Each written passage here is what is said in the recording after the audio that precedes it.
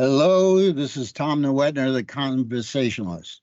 And I would like you to like and subscribe if you can and give me some weight with YouTube here. Uh, it's amazing how many people have started watching and commenting and sending me information and details and topics. And I appreciate that. I'm trying to get through wade through this, but I can't. It's amazing. It's just too much. So bear with me. I'll get there sooner or later. And hopefully I'll do a topic that you'll enjoy or you recommended. So let's talk about the elephant in the room. Okay. It didn't start with Biden. It didn't start with Trump, but it was there all the time.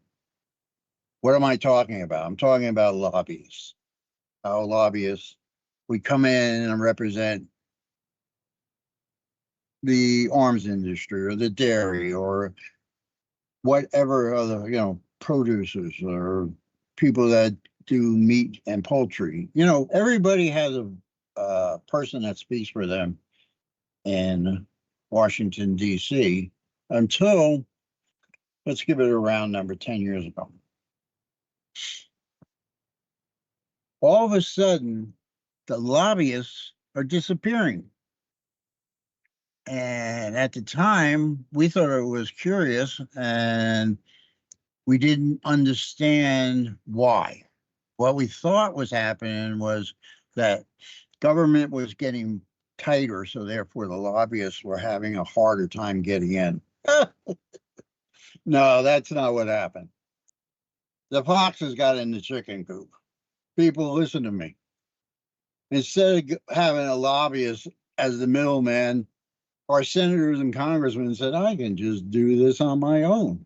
And I can build a relationship and I can, stuff my pockets and I can have a better retirement because I have this side job, side hustle. Can you imagine that? A side hustle that gets you millions and millions of dollars a year. You only get paid at what, 168, $78 for the whole, year. Oh, you get good medical insurance. But your side hustle is getting you millions. Millions. Unbelievable. So what am I talking about? What am I talking about is executive decisions. Executive decisions. All of a sudden we've circumvented the checks and balances that the framers of the Constitution put in there. The Supreme Court, the executive, and the Congress. Everybody has a say on everything. Good system. It works. It has worked for a long time, and I imagine it will continue to work if we plug some of these loopholes that people have, like everything. You put the most complicated lock on a gate, somebody's going to figure out how to open it, right? Child-proof caps were made so children can teach their old people how to get them open. It's truth. I believe that when they make a mistake on my medicines and they put those caps on, the pharmacist is sitting there giggling about it. Oh yeah, I'm trying to get that top off the bottle. What that has correlation to is these senators and congressmen have figured out a way to go into the president and say, here's my idea. I want to go on the moon and squeeze pimples. And the president, for whatever reason, goes, wow, we could build that under medical and space exploration and research. Oh, yeah, that sounds good. How much you going to need? So they say, oh, not much, 14 billion with a backup reserve because we always cost overruns of 5 billion. That's how they do it. Do you understand that? When the contract's sent out, they also do a contingency contract because they know every contract goes. All right, I was in business. If I went out and didn't know my costs and my labor time or turnaround, I'd be out of business because nobody's going to sign a contract for say $250,000 with this dirt mover and have to sign another one for 100,000 in case I screw up the job. It's just not going to work. But it works in government. So once again, that's another story, I guess. You understand? He writes an executive order, he sends it off. All these people in all these different levels of government, GSA and the auditors and all the people that have been, assigned to watch out for the American taxpayer. Those guys you didn't vote for. Those guys that you don't even know. Say, oh, great, the president wants 14 billion with a 7 billion backup. What line will we take that out? Oh, you know where we can take that? We can take that out of Social Security. They won't even know they missed it. It's happening. Another one, good one that, especially around the holidays, if Congress needs money or the budget needs money or something, is around Thanksgiving and Christmas is flood days for the post office. So they're one time a year, they're flush in cash, so they can steal a lot out of that and they can spend it. It used to take at least the majority of people to change the budget in Congress.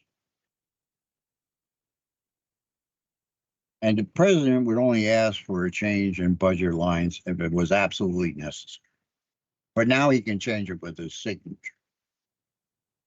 So we come from the checks and balances to no checks and balances. Just a signature and somebody with an idea across the desk from the president. Now, let's talk about the cabinet. Okay. If you look at this cabinet, it's 15 people, I think. I believe they have 15. It looks like a sideshow. I went over the resumes of these people that are in like education, farming, cabinet, or dusty windows, or whatever it is. I wouldn't hire them to be street sweepers.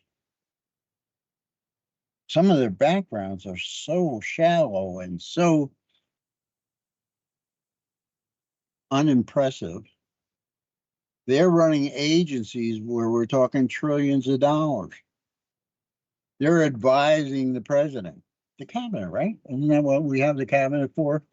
Because all these minds thinking instead of having one mind think and input of ideas and things and help them govern. Now, I don't know if you know anything about the White House, but off the rotunda of the presidential round room is a small office. When I say small, it's about 30 feet by maybe 40. Okay. And it has a bathroom, full bathroom in it, and a desk and a place to lay down. And it's, Clinton used it for his love nest while he was in office. I think they scrubbed the rug since then. Maybe not. Anyway, so they're in this back room, like some old time politician who's running Tammany Hall from a bar. They are literally giving money away without any consequences of where do we get this money, because we can just print more, right? I mean, it's just money. You do whatever you want with it. Look at Venezuela. They did $1 trillion note. $1 trillion note. And 3 of them would get you a dozen apples. You can't just print money. There has to be a logic and a limit. There are countries right now getting together to say the US dollar shouldn't be the benchmark of the world financial. Somebody's got to come up with a better deal. Well, our friends from the 6 corporations that run this world they are jumping on this like, let me add, because they want Bitcoin was the first try and it failed. So I believe that somebody smarter than me, probably Ian Musk, uh, Elon Musk,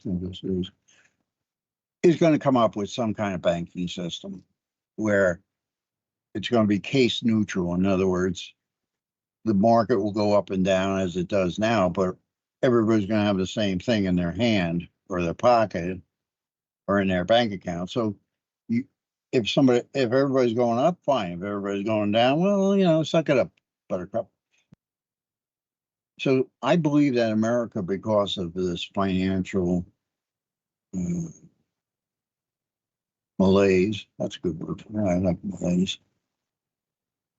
is going to lose our place in the world as the economy of the world's, I mean, the dollars of the economy of the world.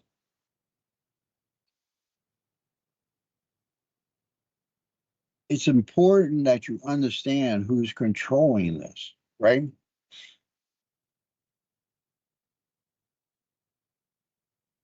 People are raising interest rates or dropping interest rates. The Fed is not a part of the federal government. That's a private entity that has the power over uh, financial decisions, at least in a 3-month period. They either say the interest rate's going up or going down.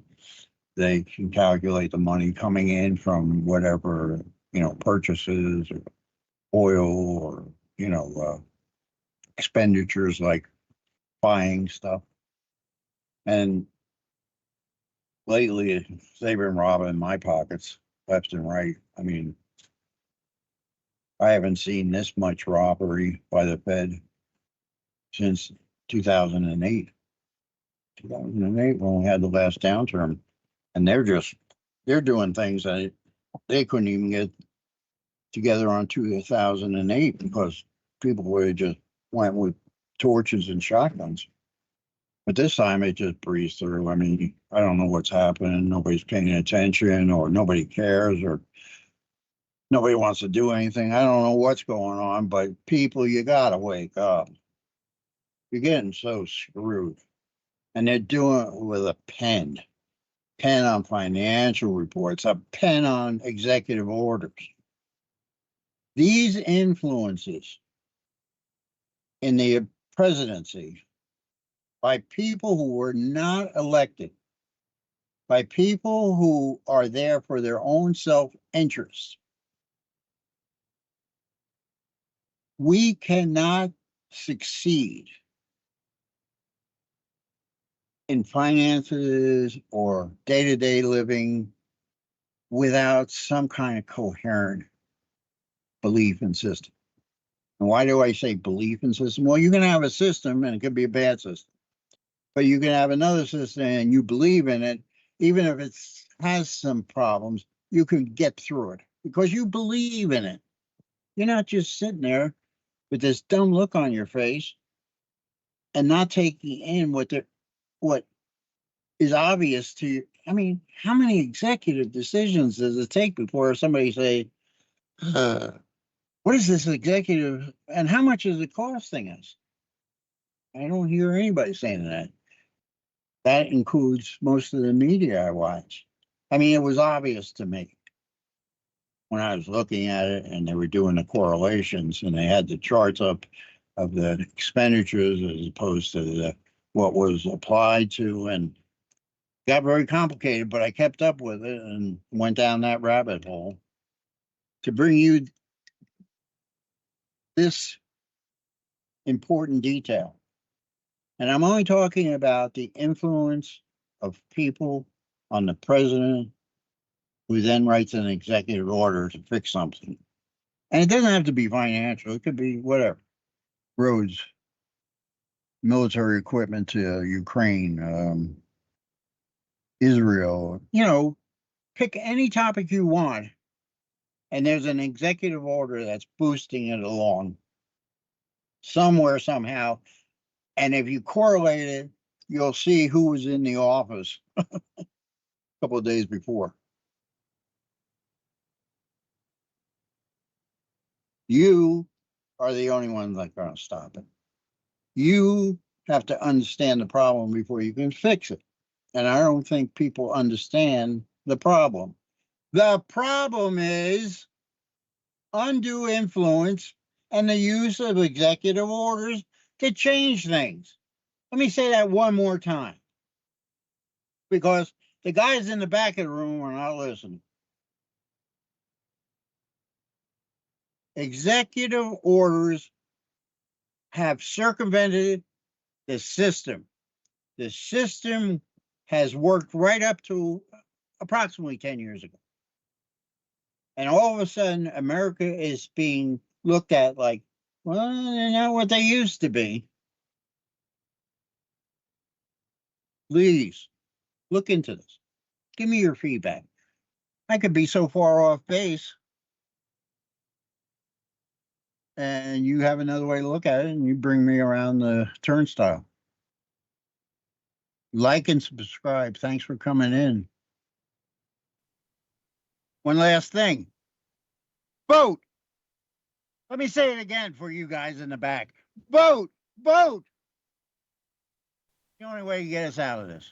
Like and subscribe.